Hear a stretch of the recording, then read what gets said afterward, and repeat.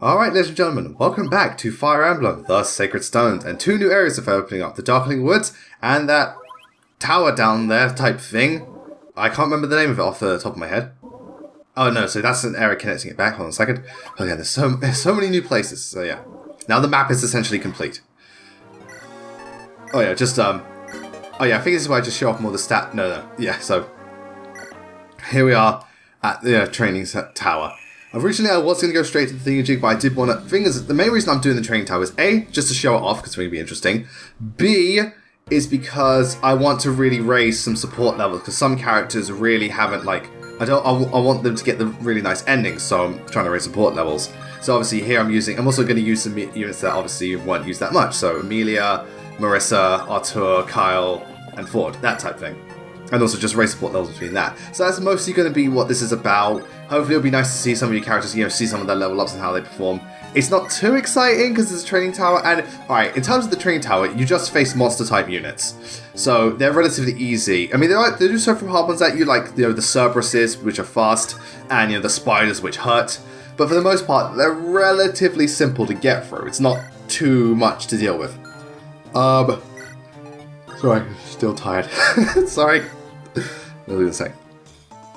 Most of the layouts are pretty simple. They get really kind of intrusive later on, but the enemy variety starts pretty bad, but it gets better. You just get more different variations of the monster. Here, it's pretty much just, just zombies, the occasional, like, skeleton warrior type thing. But, for what it is, the training tower is perfectly fine. It is what it is. You train there and you grind. They do offer treasure chests. They do have some other map gimmicks as well to make it a bit more interesting. So you see the skeleton fighter there. But for the most part, you're just here to grind. And it does its job well, but I will say the enemy levels don't exactly scale with you. So, if you send a high level unit in here, they're not going to get a lot of level ups. Because they just really are. There are not a lot of promoted level monsters. Just pretty standard stuff, to be honest. But I remember when I first played for it, I abused the fuck out of this. Like, literally, I remember when I got the training tower, I literally got Gilliam to level 20 on the tower alone before even going to chapter 9, and then promoted him, and then I was like, well, this is just overkill. It was, but I love doing it. Again, the training tower is just an easy way to grind. There is a second type of training thing later down the line, where you can face off against stronger enemies, obviously, for the promoted units. This is pretty much for the non-promoted lot. So, yeah, it is a good place to go on training units. Ideally, I use it for units that either like the trainees or ones that are a little bit behind. Like, say, like I didn't use Nemi a lot. For example, I did, but if I didn't use Nemi a lot during the main game, I might use her here. Just to also get them also on level with the rest of the team. That's what I'd use it for. I don't use it to over-level people. I just have to keep everyone perfectly balanced, as all things should be. Oh, and Amelia gets a level up. Okay, I haven't used you in ages. That is pretty nice, though. Yay!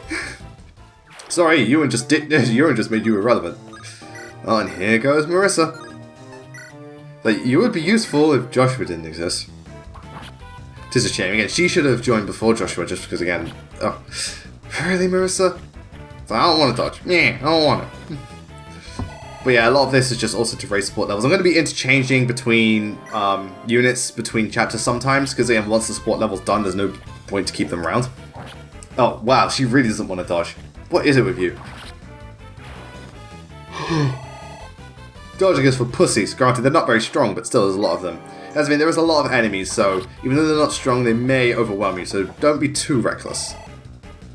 Though some of the zombies, like the big green ones, they'll always give you a level up, so keep an eye out. There also is a bit of a randomness factor with what enemies you encounter, because with this map, obviously, it's mainly just these monsters, but sometimes there are green ones that aren't the boss. Sometimes, obviously, there are sword and spear fighters and bow users, so there is a little bit of a randomness factor to it. Little bit. But again, it's not too exciting. And the music isn't exciting either.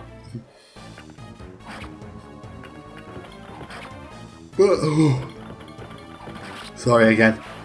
Aside from that, it's a training tower. Oh, and immediately level up. We'll see what stats will be by the end of this. Oh well.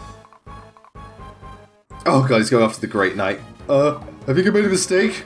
Yes, you did. Okay, so I think it's best we continue with the questions, because again, the training tower, there really is not a lot to talk about. But I know a lot of people love to abuse it. And I don't blame them because it is fun. It's like, oh, the unit's a little bit behind. Not anymore. Again, speed. So, right, where were we? Okay, so... We've got a question from, sorry if I mispronounced these names. Josine556. Who is your favourite unit per generation in Fire Emblem 4? Well, Generation 2 I can't say much of at the moment, just because I've only literally just started it. From the ones I played, the Pegasus Knight, I can't remember her name, I liked her attitude. I also liked Larcy, I liked her spunk and all that jazz. And yeah, well that's it for now for Gen 2. Gen 1, my favourite, well, overall I'm going to go either Lewin or Sigurd, just because I like their story involvement. I like Lewin that he does learn to, there goes the crit, he does learn to take responsibility for what he's done, and you know, his actions do come back to bite him in the ass. And he has a really good part in Chapter 4, and also his Forsetti tome is fucking ridiculous. Like, again, I one-shot the, the final boss of Fire Emblem 4 is that old dude with the monocle, begins with an R. Yeah, at one-shot him, didn't even have, like, it didn't even double, just straight up one-shot him, it was amazing. So I like Lewin a lot, but Sigurd I also like a lot too, because again, he feels like the most adult and mature of the, and there goes a crit again, Fire Emblem Lords. Like, again, he's trying to make the best out of a bad situation, and I like that he is very, like, he is wise, he is noble, but at the same time, you know, he's very strict on his, like, he's very much believes in himself, and he believes he's doing the right thing, but sometimes, again, that ends up biting him in the ass, and there goes another crit. But I do like his resolve and everything, and again, as a unit, he's the best unit in all Fire Emblem, so what is there to say? Aside from them, Jamk I liked, because I liked again his thing in Chapter 1, I think it was, and his story. Plus, even though he is a bad unit, I know, but again his build and he killed units so effortlessly. I liked him. I liked Eirika, the fact that, you know, she's just doing it because of her brother, and then Amelia's going crazy. She really likes Fire Emblem 10. God, she loves Radiant Dawn. But yeah, so yeah, I liked Eirika a lot. Irenis was cool as well. I liked that, you know, she's like Lewin's retainer, and she did stick by him and was very faithful. I like that as well. Bridget was cool, just again, she's just badass and all that jazz.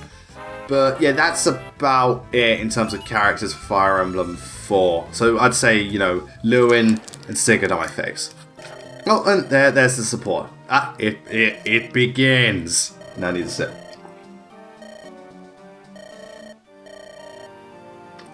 This is, possibly one of my favourite supports in Sacred Crimson. I love these two because, well, they're of a similar age and they're both relatively new to the army. Obviously, Francis is more trained than her. But, you know, they just interact with each other very nicely. And he wants to be a rival just to motivate each other, and it's really nice. Again, she looks up to him as like a senior, but he also sees her as an equal. Which is really nice, even though despite the fact she's a pupil and all that jazz. So again, that's really, really sweet between them. We'll get more into it the more it goes along. But we also just learn more about them. And, you know, it's just really nice. Because again, they have it starts just a good friendship and then it moves into a lovely romance. And they are also really, really cute. Bless their souls. Yeah. Anyway, so next up. I don't know what it's going to be like for Fire Emblem 4. I mean, it's put Gen 2, but Gen 1 I definitely know. Okay. Lucas van der Voot. First question. Favorite Peg Knight trio in the FE games that have them? Okay, so Peg Knight trio. So I'm assuming Fire Emblem, obviously Arcanea and Echoes, you've got Catria. I keep saying Estia. In Binding Blade, you have Juno, Thea, and Shana. In 7, it's Fiora, Farina, and Florina. 8 has, well, they're not sisters, there's only 2 of them are sisters. That's Serene, Vanessa, and Tana. And then in Thing, again, it's not sisters, it's Sigrun, Tanith, and Marcia. And Awakening, it just has Cordelia. I mean, Stymphia, but that's daughter type thing. And Fates, again, doesn't really have these, Sabaki and Hinoka. And Kaldori. So overall, well, if we're going strictly, like, legit, they have to all be sisters.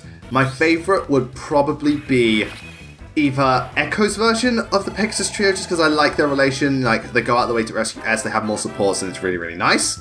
Plus, again, they're just iconic trio. If not them, the FE7 sisters, because they are, you know, I really like, they're very different in each other. I like Fiora's meant to be the middle ground, Foreigner's a bit more tomboyish and money-centric, and Florina's like the baby of the group. You know, I like that, and again, the thing is like Foreigner and stuff don't get along, and don't really get, Foreigner and Fiora don't really get along, but they love Florina a lot, and you know, she's, you know, stuff like that. So I really like that one a lot. I also... Oh yeah, this is the second one. This one is long and obnoxious, but they start throwing in centaurs here, so good sword unit will really help. And there's also spiders, so keep an eye on that. Spiders! Sorry, what was it? If we were looking at just the Pegasus Knights as they are, it's close between Sacred Stones and Telius. Sacred Stones and the Pegasus Knights I really like. I really like Tana. She has that very like princess-like innocence, but she's still very interesting, and it's also that innocence that really helps people. You know, she's innocent, but she's not stupid. She's just very, very sweet girl. And again, I like that. She's like a proper princess, and it's adorable. Vanessa's very cool. I like her more strict approach despite being younger. But, you know, obviously people, like, again, Ines really does respect her for that. And again, it's not like, oh, I'm just like tomboyish and I've got no friends. So she's just, you know, she's just strict to it. That's all she is. And I think that's cool. And Serena's like very much like Pala, very, very serene, very nice, very, it was very lovely overall. Serena's very lovely. Okay. But at the same time, like, Sigrun, again, she's kind of like Pala too. She's very nice, very calm, very serene. I'm going to keep using that word. But, you know, and stuff like that. And she's very loyal to the Apostle. So, that's very nice. She's very heavenly. Tanith is cool. That's the thing. Tanith is really cool. Again, it's not a case of her, like, yeah, she is strict. And you don't fuck with Tanith. But she's just a really, really cool person. There's no bullshit to her, and she has like, she's tomboy-ish, but she still has that feminine beauty and that presence that's really, really just like, yes. And at the same time, you know, Marcia, I like her. She's very fun, but she's a very loud person. She's kind of like May, just obviously not as full of herself. And I like that about Marcia. She's cute and charming, but you don't fuck with Marcia. So I'd say overall, in terms of just character, I'd go with the Telius lot, but in terms of sisters, FE7 lot. So... yeah, that's why I go for it in terms of the Pegasus Knight trios. Because again, I don't count Fates and I don't count Awakening. And yeah, Binding Blades 1 are alright, but yeah. Oh, go Kyle. Oh, I remember the Ephraim Puff with Kyle was so good. He was so good. Oh, man. So, who's next?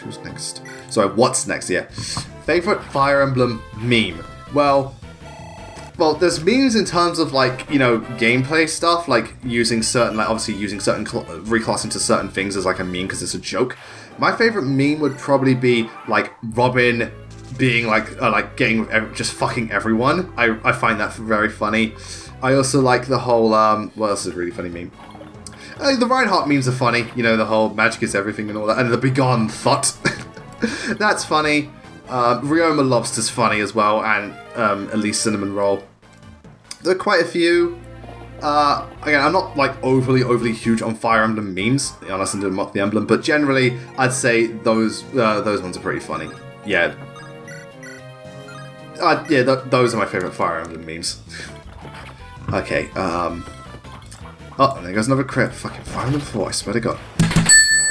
When will I talk about top 10 characters in Sacred Stones? Probably after this Let's Play is done, because I'll have all the footage. Again, I did that the same Blade Sword. I'll have all the footage I need. I'll know exactly who I want to put on. And yeah, but obviously I've got to cover 3 houses, but I will do Sacred Stones. Again, I've done Blazing Sword. I've done the Binding Blade, so it makes sense that after Sacred Stones, I get around to Sacred Stones. Some of you probably already know who's going to be there. Like, you know, obviously I'm going to do both. Well, alright, actually I don't know about Ephraim. Eirika definitely, because remember, it's also character-based, so Eirika definitely, Gilliam definitely, Seth definitely, Franz definitely, Luke definitely, so stuff like that. Yeah, Sacred Stones is going to be hard because the roster's smaller, but there's so many good picks. I really don't know where to place them and who to go with, because I also have to, you know, I also have to come to that middle ground. Yeah, I may love them as a thing, but how do they pair up as a unit? Because obviously, you know, the likes of Gilliam and Eirika aren't that great, but say, like, you know, Seth is both. Seth is literally both. He's a great character and he's an amazing unit too. So yeah, I'd have to, you know, really narrow it down. So, is she going to crit again? No, just, yeah. Right, so now, okay. So now we have a question from Lucasto King. What FE game do you want to see remade the most for the Switch?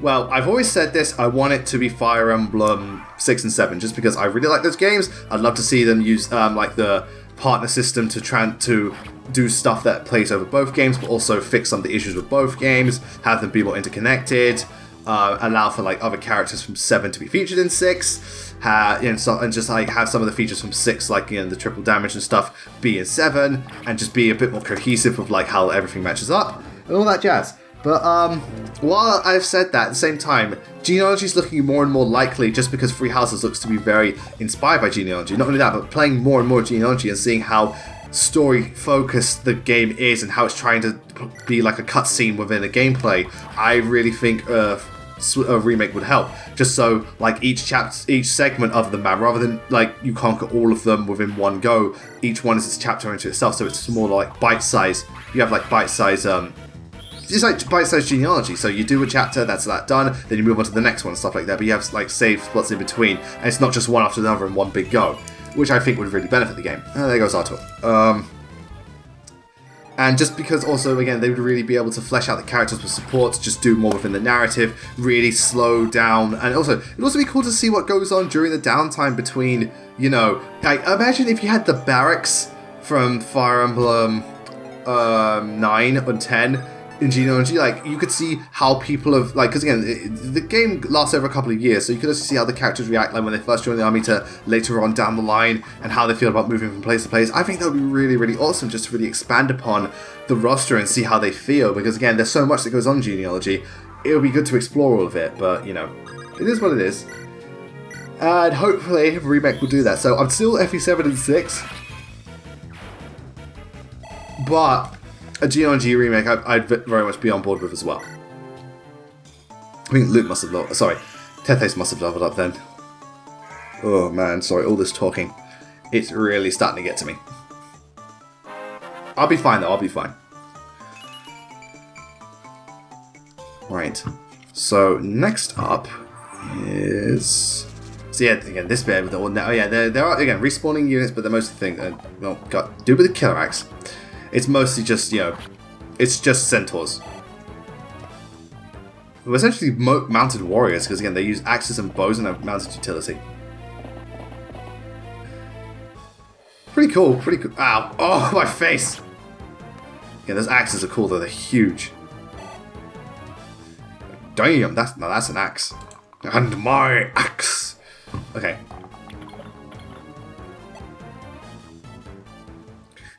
Alright, so this is an interesting one. I think, so from Thomas Dosset, how do you manage to maintain a positive overview of the Fire Emblem series and its community despite being plagued with controversy and hostility? Well, see, that's the thing, especially recently, Fire Emblem fans have everyone's just kind of been on board with Three Houses. Everyone's really digging it, so, these days, Fire Emblem is in a pretty good spot. Obviously, it's not perfect, but it's in a really good spot, I'd say. But in terms of just overall, how do I deal with it? Well, again, Someone We Jonas said this in, I think, one of his Let's Plays. I think it was Pokemon. And I agree. Any fanbase can be great as long as they're not being dicks to each other. And Fire Emblem is like that. Yes, I know. It can be very... People can get very heated with discussions. There is a big divide between the old and the new. Obviously, like, sometimes players can get very toxic regarding heroes and stuff like that. And, the games can... some of the games can be very divisive. And because Fire Emblem is now the forefront, so there's so many new fans coming in, so many old fans being overwhelmed, and I see that. Yeah, I see that. And, there is some stuff like things within the community that make people very hostile, like different mindsets towards playstyles, how people judge units, and stuff like that, or like the kind of more anime-centric nature of the games now. So there is a lot of. Oh, there goes Ford. Go, nice. Go, Edward. But in terms of positivity, it's easy for me because at the end of the day, there are so many that would have killed her if he missed, if he hit. Holy shit. When you think of all the fan theories people do about Fire Emblem games, especially thanks to Heroes, the amount of artwork I see on Twitter is staggering. Like, Heroes art is incredible. Like, when Recruit Renee came out, there was so much of it. When, the summer costumes came out, Lynn got a lot and Fiora got a lot. And then, Legion. Oh god, the Legion stuff. But again, I like that Heroes does, it gets people more involved with these characters and they get a lot of fan art dedicated to them. It's really, really beautiful stuff. And at the same time, the fan games that people make and stuff like that, and the community and the amount of involvement the community gets, and again, and the amount of love this community has. Yeah, at times they can be annoying, but any community can be like that. It's not just Fire Emblem. And I personally, you know, there's so much love, and again, all the fan art, and then all the you know, the amount of sprite, you know, resource gathering everyone does. It's great stuff. And again, some people are very helpful when it comes to doing tips and tricks on how to play the games. Obviously, you know, some people can be a bit, you know, overbearing and stuff like that, but at the same time, you know, they're the minority. There's a lot to love about Fire Emblem just because they're, you know, and the thing is, I think what I love most is also so much can be said about like not just a franchise, but a single game. Like people go, there's so much you can talk about positively about Fates. There's so much you can talk about with Awakening. So much about Fire Emblem 7. So much about 12. So much about 4. There is so much you can just derive from one Fire Emblem game, and there's so many games within this community. There's so much to discuss and divulge in. Obviously that also brings more toxicity with it too, but you also get more positivity because of that as well. So I'm just, you know, and I really do like that so many people really like this franchise, and there's so much you can like from it. So yeah, that's where my positivity stems from. But, you know, recently, you know, I reckon, you know, because obviously, you know, when Awakening came out was quite the shock overall, because you get all these new Fire Emblem fans. I don't think it was Carl. Loads of new Fire Emblem fans, bit of clashing, because again, it's like a new era, so to speak. It's like, this is very alien, having so many people come in. And then you have Fates, which was very divisive, because again, it was just such a big game, but also just a very divisive game. So, you know, that was kind of crazy time for Fire Emblem. And then you had the Warrior situation with the lack of, you know, other series representation. And then you had Echoes, which most people were on board with, though. Most people were on board with Echoes. So that helped to mitigate things. But then Three Houses, you know, once we started finding out lots about it, everyone was just like, holy shit, man. Like, everyone is really down with this game. Obviously, you know, there are some people who are still skeptical and some who don't like certain aspects of it. But overall, the reception to Three Houses has been overwhelmingly positive, and I think now the community's in a pretty good spot. It's not perfect, obviously, no community is, but it's in a pretty good spot. So, you know, everyone seems to be getting down with this one game. It just looks really, really good. So, yeah. That's all good. I probably ran out of Javelin. Again, Carl's levels, man. Carl's stats, those are nice. Yeah, I did run out. So yeah, that's how I remain positive. Plus, again, even outside of Fire Emblem, it's also all the people within the YouTube circle that, you know, all the people that watch my videos that say they love them and show their, like, what they feel of Fire Emblem, all the people in the Discord, Twitter, you know, Twitch, Let's Play channel, everything. Again, all of you are a good example of why I think that I stay positive in the community. Because you got people like you who are very positive towards the games and all that jazz. So yeah, again, all these killer weapons. No one ever procs a crit. Well, at least they don't. I proc crits all the time, it seems. Okay, so okay, so next one, blank blank. Did Mang's memes kill any chances of a collab? Well, if you saw the video we did together, that's a straight up no. Because as we pointed out in that video, we didn't have a problem with each other. It's just more so people, because of one of the comments he made about dances and stuff like that, and again, he had the right to, because again, I was wrong, they kind of just assumed, you know, we didn't like each other, but that wasn't the case. We just didn't actually talk much before then, and then finally we got to talking, and we did that collab together, and it was a lot of fun, and because a lot of people wanted to see it, and I'm glad they enjoyed it. Again, it was just more of a case of, I think it was a case of misinterpretation and miscommunication on our end and also the end of the users, because again, they didn't obviously know the series, they just assumed from the comment, which, to be fair, I can understand why, because again, when sometimes people leave a comment, they're kind of like you kind of just like, that's the impression you get of them, and stuff like that, but, you know, obviously that wasn't the case. Oh, good level of Artur. So, yeah, obviously we did do a collab. If we'll do one in the future, I have no idea, it's up to him really. But, you know, we did do one and it was cool. Okay, everyone, we're going to take a break for here, but when we come back, we're going to go to the third tower of the Sanctum. We're going to get our treasure and we're going to face off some pretty potent opponents. So, you know, suddenly Sacred Stones isn't so easy. Until then, thank you all very much for watching. I hope you have a wonderful day. Take care, and I will see you all later.